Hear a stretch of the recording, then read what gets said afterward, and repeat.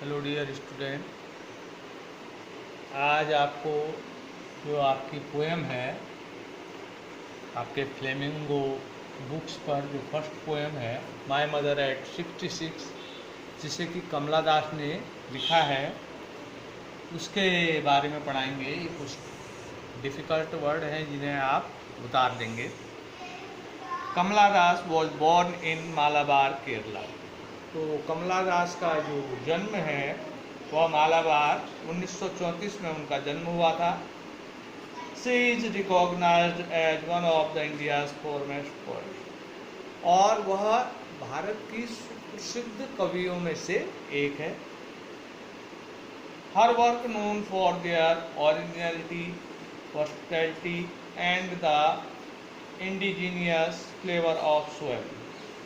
तो उनका जो कार्य है इस कविता में, तो उनका जो कार्य है वह उनकी मौलिकता, विविधता और मातृत्व से जुड़ाव, मातृत्व यानी कि मातृभूमि से जुड़ाव के लिए उनके कार्य को जाना जाता है।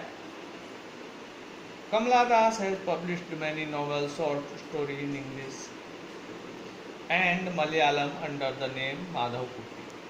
तो कमला दास ने जो है बहुत सारे उपन्यास लिखे और शॉर्ट यानी कि लघु कथाएं जो है अंग्रेजी में लिखी, और जो उनके उपन्यास है वह माधव कुट्टी नाम से प्रकाशित किए गए।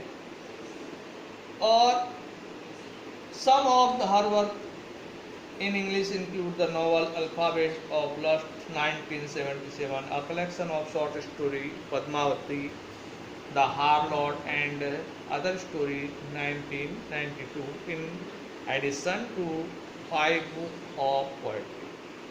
तो उनके कार्य में जो है अंग्रेजी में लिखी गई जो उपन्यास है अल्फ़ाबेट ऑफ लस्ट, जो कि 1977 में प्रकाशित हुई, लघु कहानियों का एक संग्रह जो कि पद्मावती द हार्लॉट नाम से है, और अन्य कहानियाँ 1992 में प्रकाशित हुई। अब यह जो कविता है यह एक वर्तमान पीढ़ी में जो पिता पुत्र या जो आपके पेरेंट्स हैं और उनसे आपके बच्चों के संबंधों के बारे में दर्शाती है। Ageing is a natural process, यानी कि बुढ़ापा एक प्राकृतिक प्रक्रिया है, यानी कि जो बच्चा पैदा होगा वह बूढ़ा भी होगा। Have you ever bot what your elderly parent expect from us? क्या आपने कभी इस बात की ओर ध्यान दिया कि आपके जो वयोवृद्ध जो आपके माता पिता हैं वह आपसे क्या इच्छा रखते हैं, यानी कि वह आपसे क्या चाहते हैं, वह इस पोएम के माध्यम से दिखाया गया है। तो पोएम इस प्रकार से है।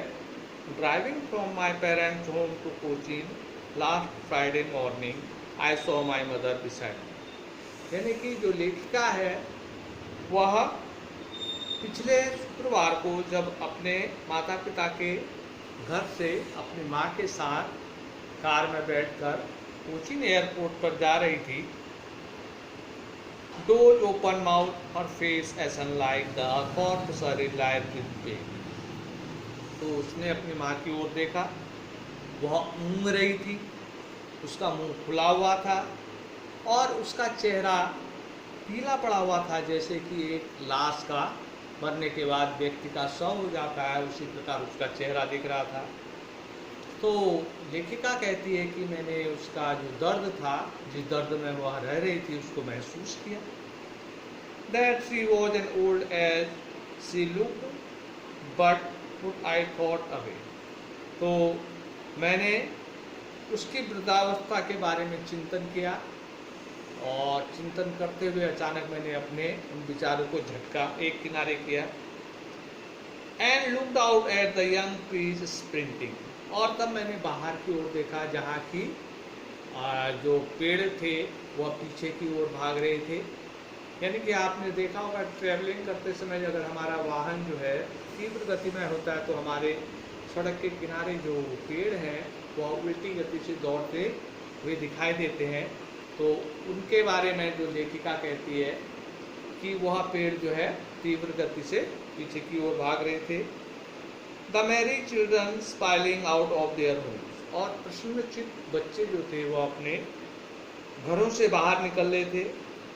तो यानी कि ये तुलना है कि कवि की जो माँ बूढ़ी है, वृद्ध है और उसका चेहरा पीला पड़ा है, तो उसकी अपेक्षा भागते हुए पेड़ और प्रसन्नचित्त छोटे बच्चे जो कि अपने घरों से बाहर निकल रहे हैं, तो इन दोनों का कंट्रास्ट है, एक दूसरे का विरोधाभास है।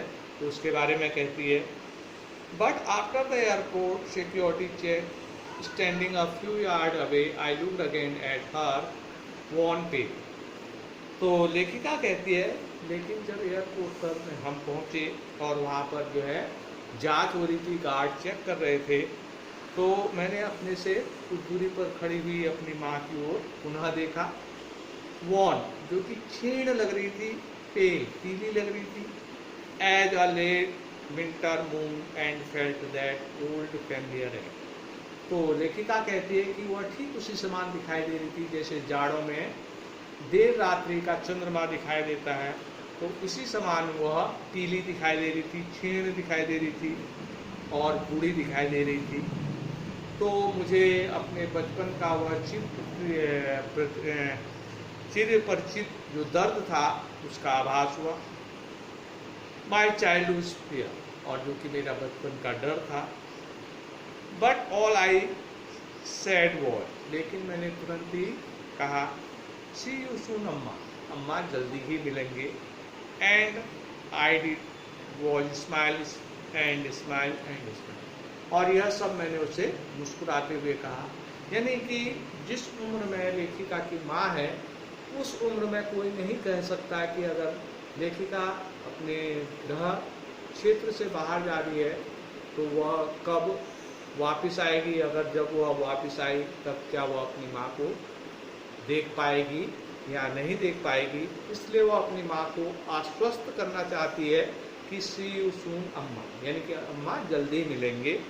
तो यही पोयम का सारांश है। तो इस पोयम के क्वेश्चन आंसर कल लिखाएंगे आप लोगों को।